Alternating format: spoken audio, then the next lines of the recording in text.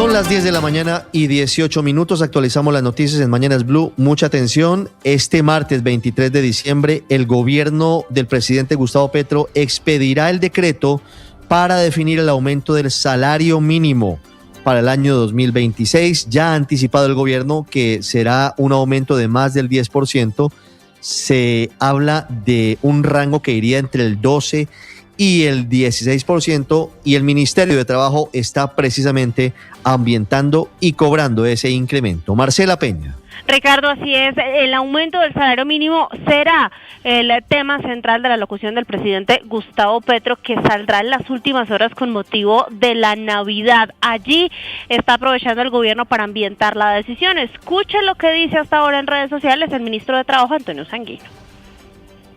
La comisión es el espacio donde el pueblo trabajador se sienta de tú a tú con el gobierno y con los empresarios. En esa mesa, históricamente, la balanza se ha inclinado hacia la vieja fórmula del crecimiento y los rendimientos económicos. Hoy, por primera vez, con el gobierno del cambio, se inclina hacia la protección de los trabajadores y al aumento real de sus ingresos. Y ese aumento real de ingresos que está pronosticando el ministro Sanguino implica un aumento de por lo menos 10%, pero ya ha dicho usted, las centrales obreras habían pedido un aumento del 16%. En Colombia, 2,4 millones de trabajadores se ganan un salario mínimo. 10 de la mañana, 20 minutos. Gracias, Marcela. Y esta mañana la oposición está anunciando acciones judiciales y llamado urgente a convocar al Congreso para ejercer control político al decreto de emergencia económica expedido por el Gobierno Nacional. Andrés Carmona, buenos días. Así es, Lobodan, muy buenos días. Comencemos con un mensaje que envía el senador por Cambio Radical, Carlos Motoa, al presidente del Congreso, el senador liberal Lidio García. Le solicita, en calidad de congresista, formalmente citar al Senado de la República con el objetivo de realizar control político sobre el estado de emergencia económica declarado por el presidente Gustavo Petro en el decreto 1390 del 22 de diciembre de 2025. Sostiene Motoa que no hay necesidad de esperar a la culminación del receso legislativo para convocar al Congreso, ya que el control político sigue presente e incluso en esta época de vacaciones. Escuchemos al senador Motoa. Hoy nos entrega una noticia que amarga la Navidad de los colombianos, una nueva reforma tributaria camuflada en la emergencia económica. Vamos a convocar al Senado de la República porque corresponde hacerlo por derecho propio. Control político no se suspende en receso legislativo. Y por supuesto vamos a demandar ese decreto de emergencia económica porque no están dadas las condiciones. Este anuncio de demanda se suma a acciones que ya se han ejecutado. Por ejemplo, la senadora María Fernanda Cabal presentó ante la Corte Constitucional la sucinta demanda por inconstitucionalidad, pero también la senadora y candidata presidencial Paloma Valencia solicitó a la Corte Constitucional iniciar de inmediato el estudio, evitar la vacancia judicial y convocar de manera extraordinaria a la Sala Plena de la Corte Constitucional en Loboda. Y seguimos hablando de política porque en total 22 precandidatos a la presidencia presentaron firmas ante la registraduría para inscribir sus candidaturas, sus aspiraciones. Mateo Piñeros. En total fueron 22 los precandidatos que presentaron sus firmas ante la registraduría para poder inscribirse oficialmente como candidatos a la presidencia. El abogado Abelardo de la Espriella fue el precandidato que más firmas presentó, con un total de 5.049.000 firmas. En la lista también aparecen David Luna, Mauricio Cárdenas, Claudia López, Mauricio Liscano, Daniel Palacios, Vicky Dávila, Aníbal Gaviria y Carlos Caicedo, entre otros. La registraduría tendrá plazo hasta el 21 de enero del 2026 para realizar la verificación de las firmas y expedir la certificación del cumplimiento o no del número mínimo de firmas válidas requeridas. El 31 de enero del 2026 iniciará el proceso para que los candidatos puedan inscribirse y tendrán hasta el 31 de marzo para hacerlo. Y mucha atención que la Contraloría estableció hallazgos fiscales por más de 26 millones de dólares en un contrato suscrito por la compañía XM para modernizar la gestión del mercado energético. Felipe García. La Contraloría concluyó que un contrato firmado para modernizar la administración del mercado energético en Colombia dejó una pérdida superior a los 26 millones de dólares luego de que el software contratado nunca fuera entregado ni puesto en funcionamiento a pesar de los pagos realizados. La investigación se abrió tras una denuncia del Ministerio de Minas sobre el contrato suscrito por XM, empresa encargada de administrar el mercado de energía eléctrica en Colombia, y el proyecto buscaba implementar el sistema de administración del mercado, una plataforma tecnológica que debía centralizar y mejorar los procesos del sector. Según la Contraloría, los recursos utilizados provenían de la tarifa de energía, es decir, del dinero que pagan los usuarios en su factura y que es aprobado cada año por la CREC. El hallazgo más grave corresponde a 15,6 millones de dólares relacionados con el contrato firmado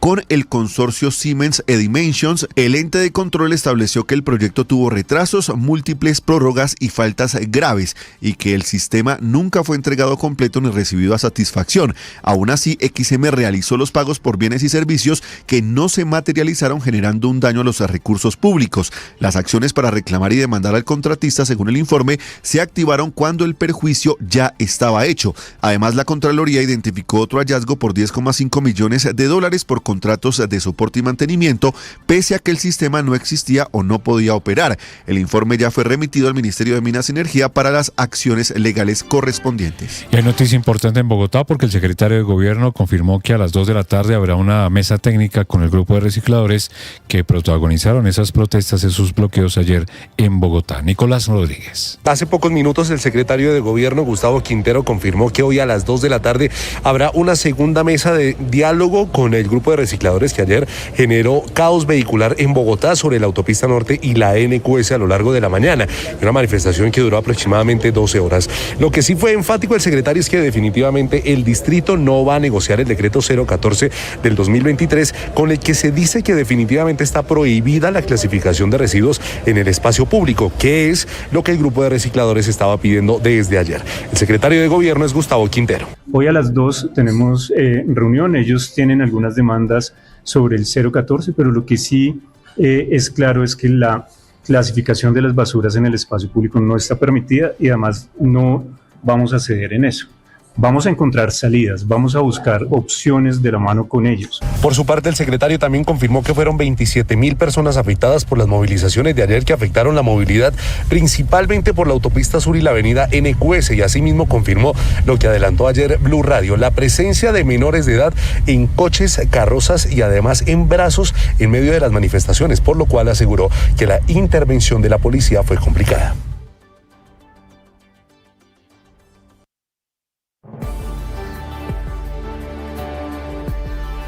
10:26 minutos, iniciamos en nuestras regiones. Además de puestos de control en las vías quindianas, en Armenia se mantendrá el pico y placa para vehículos particulares, esto para facilitar la movilidad durante la víspera de Navidad. Nelson Murillo. En las vías quindianas hay presencia de la Policía de Carreteras con 4 zonas de prevención para evitar accidentes de tránsito. También hay presencia del Ejército, que en total desplegó 4.000 uniformados para garantizar la seguridad en el eje cafetero.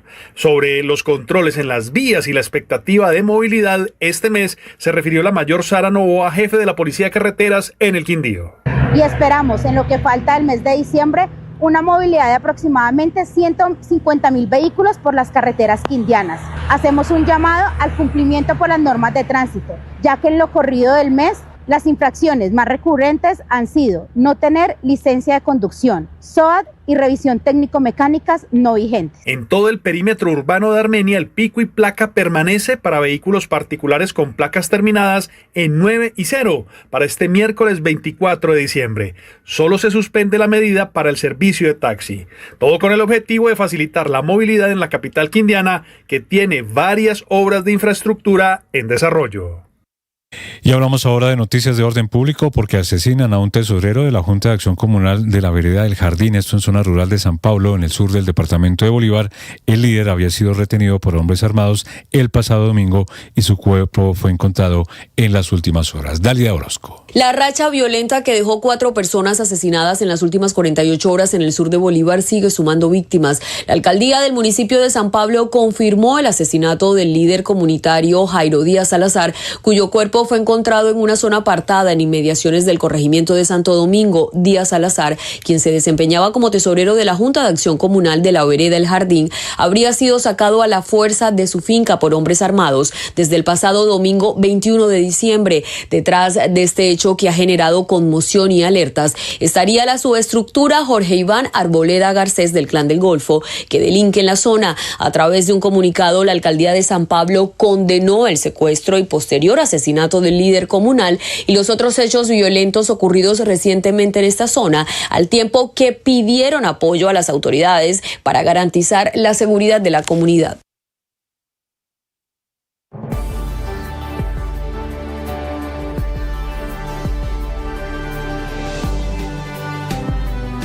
Las victorias y derrotas, la pasión y la afición en juego y los datos de lo último en deportes se lo presenta Mañanas Blue.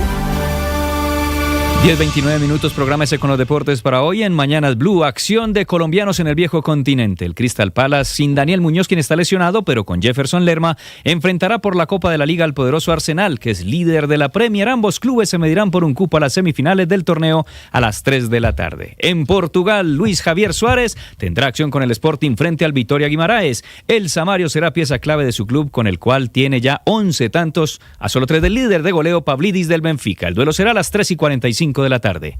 Continúa la Copa Africana de Naciones. El Congo ya venció 1-0 hace algunos minutos a Benín. A esta hora Senegal y Botsuana juegan, empatan sin goles. A las 12:30 Nigeria se verá frente a Tanzania. Los deportes en Mañanas Blue.